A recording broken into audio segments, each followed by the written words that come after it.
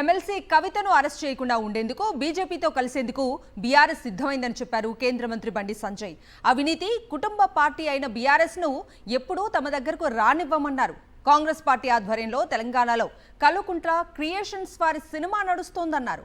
రాష్ట్రంలో నడుస్తున్న 4 ముక్కల ఆటలో కేసీఆర్ ను జోకర్ స్థానంలో నిలబెట్టారన్నారు బండి సంజయ్.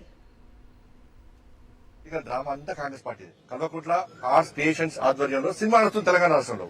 కాంగ్రెస్ పార్టీ ప్రొడ్యూసర్ దీనికి డైరెక్షన్ కూడా కాంగ్రెస్ పార్టీదే. ప్రొడక్షన్ మాత్రం Kalvakuntla arts production. Censor mark వస్తే కడిగేసి అందుకే కడిగేమంటాను నేను. దీని పత్తల ఇప్పుడు చార్పత్త ఆట నడుస్తుంది తెలంగాణ రాష్ట్రంలో.